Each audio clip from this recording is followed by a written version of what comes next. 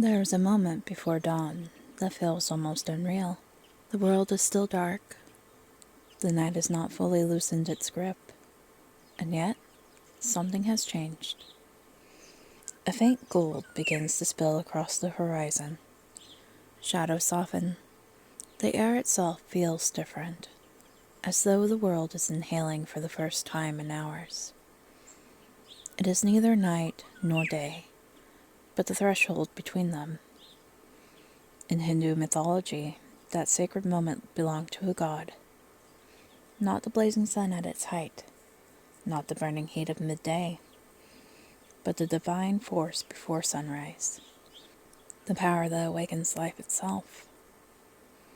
His name was Savitr, a radiant Vedic deity associated with sunlight, motion, vitality, inspiration, and awakening. He was described as golden-eyed and golden-handed, riding through the heavens in a shining chariot capable of changing form.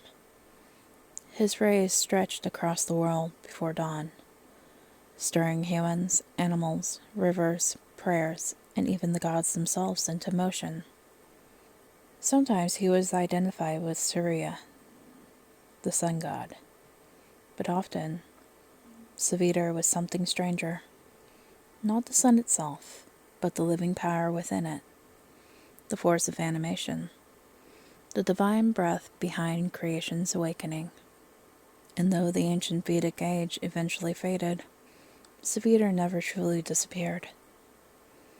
His essence survived through sacred prayers, rituals, and one of the most important mantras in Hindu tradition, the Gayatri Mantra, a prayer whispered for thousands of years beneath the rising sun. Tonight, witches and wanderers, we stand at the edge of dawn, and we meet the golden god before sunrise.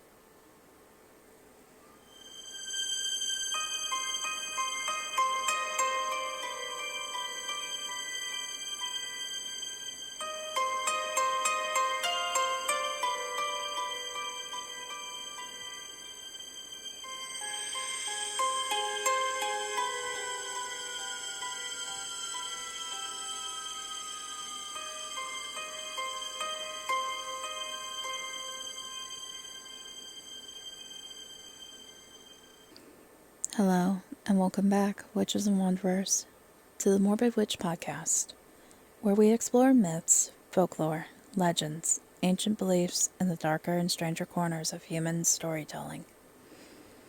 I'm your host, Kari Murders.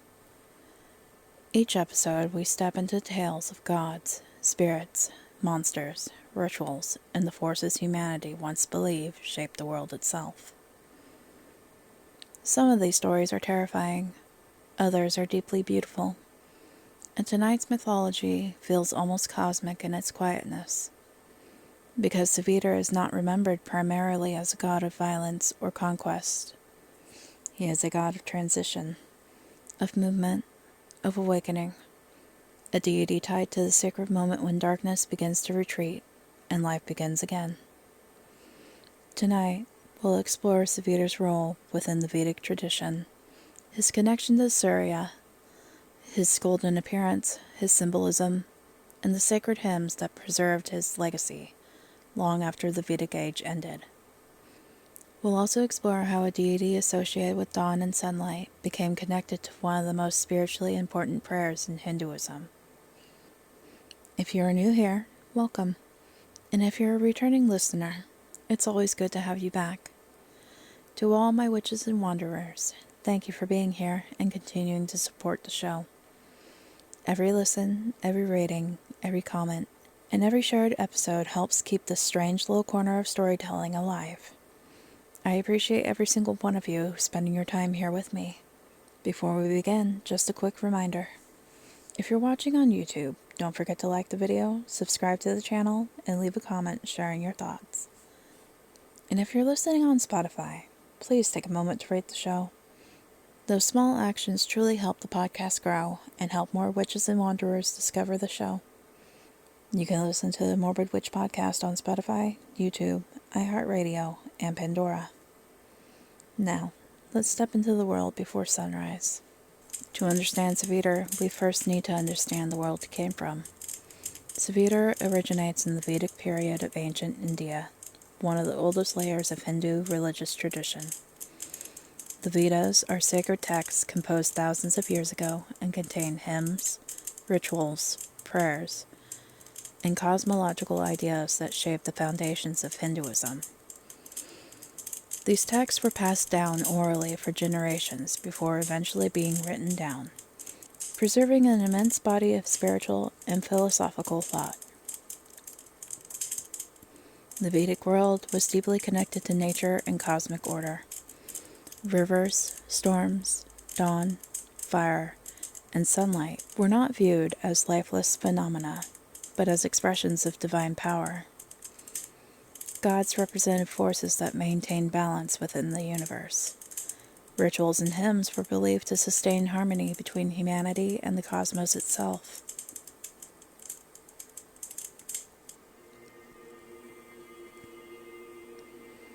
Savitr appears prominently within the Rig Veda, the oldest of the Vedic texts. He is invoked in numerous hymns as a radiant deity associated with motion, awakening, protection, and inspiration. His role extends beyond simply illuminating the sky. Savitr stirs life into action. He compels movement. He awakens both physical and spiritual energy. Unlike later depictions of solar deities focused primarily on the visible sun, Savitr often represents something more abstract. He is the divine impulse behind the sun's power. Some scholars believe him as the animating energy of sunlight itself. This distinction becomes important because Hindu mythology frequently separates physical forms from the spiritual forces dwelling within them. In this sense, Savitr is not merely the sun in the sky. He is awakening itself, the sacred transition from stillness into life. The imagery associated with Savitr is luminous and striking. Vedic hymns repeatedly describe him using the color gold. He possesses golden arms, golden eyes, and rides within a golden chariot. Even his hands are described as beautiful or broad-handed, emphasizing both grace and power. Gold in Vedic symbolism represents purity, immortality, divine radiance, and sacred authority. Savitr's appearance reflects the visual experience of sunrise itself. Before the sun fully emerges, golden light spreads slowly across the world. The horizon glows, clouds burn with color. Darkness retreats gradually, rather than instantly. Savitr embodies this threshold state between night and day. His chariot is said to possess the ability to change form, another detail filled with symbolism. Dawn itself constantly changes shape and color. Light shifts by the second. The sky transforms from black to blue to orange to gold. Savitr's mutable chariot reflects the fluid and transitional nature of his domain. In some hymns, Savitr raises his golden arms across the heavens to bless the world and set creation into motion. Humans awaken. Priests begin rituals. Animals stir from sleep. Rivers flow. Winds move. Even divine beings respond to his influence. He is not simply illuminating the world, he is activating it. There is something deeply peaceful, yet immense in Savitr's mythology. He does not dominate through violence. He rules through inevitability. Every dawn belongs to him. Every awakening carries his presence. One of the most fascinating aspects of Savitr is his relationship with Surya, the more widely recognized Hindu sun god. In some traditions, the two are treated almost interchangeably. In others, they remain distinct deities with different functions and symbolic meanings. A common interpretation describes Savitr as the sun before sunrise, while Surya represents the visible sun after it rises into the sky. This distinction transforms Savitr into a liminal figure, a deity existing at the boundary between the states of being. He belongs to transition rather than completion. This idea carries deep spiritual symbolism. Dawn is not merely the beginning of a day. It represents awakening, possibility, transformation, and renewal. The world moves from uncertainty towards illumination. Savitr governs that sacred crossing point. As Hindu traditions evolved beyond the Vedic period, Savitr gradually lost prominence as a fully separate deity. Many of his qualities merged with Surya or survived through ritual and sacred prayer rather than independent mythology. Yet, even as his identity shifted, his spiritual essence endured. Today, traces of Savitr remain embedded within Hindu worship and philosophy. He is remembered through the name Savitri and through hymns that continue to be recited daily by millions of people. And perhaps most importantly, through one of the holiest prayers in Hindu tradition.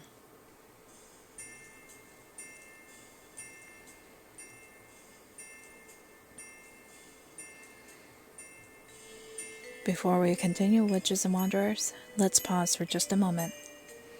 Thank you for being here and spending your time with the Morbid Witch Podcast. Whether you're listening late at night, watching beneath dim candlelight, or driving beneath the stars, I truly appreciate every one of you. Your support, curiosity, and love for mythology and folklore continue to keep this show alive. If you're watching on YouTube, don't forget to like, subscribe, and leave a comment sharing your thoughts. And if you're listening on Spotify, please take a moment to rate the show. You can listen to the Morbid Witch Podcast on Spotify, YouTube, iHeartRadio, and Pandora. Now, let's return to the sacred hymns of the Vedic world. Savitr's greatest surviving legacy may be the Gayatri mantra, one of the most revered prayers in Hinduism. Originating in the Rig Veda, the mantra is dedicated to Savitr and invokes divine illumination and wisdom. For thousands of years, it has been recited during prayer, meditation, and ritual practice. The mantra asks for enlightenment from the divine radiance of Savitr. Rather than seeking wealth or victory, it asks for clarity of mind and spiritual awakening. This reflects Savitr's role as a force of illumination, not only physical light, but inner understanding. The Gayatri mantra became central within Hindu spiritual practice because it speaks to universal human experiences.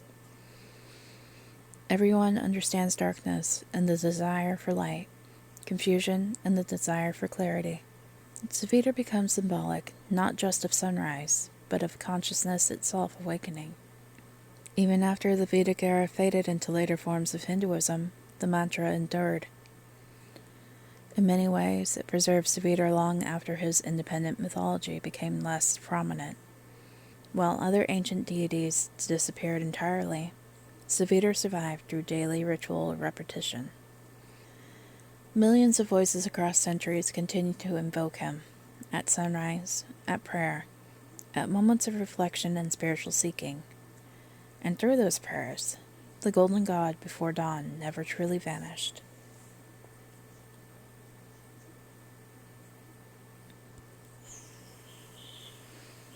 Across cultures, dawn often symbolizes hope, rebirth, and transformation. But in Vedic thought, dawn carried especially profound spiritual meaning. The transition between darkness and light represented movement from ignorance into wisdom, chaos into order, and stillness into life. Savitr exists within that symbolic space. He is neither full darkness nor full daylight. He belongs to becoming. There is something deeply philosophical about this. Human life itself is filled with transitions.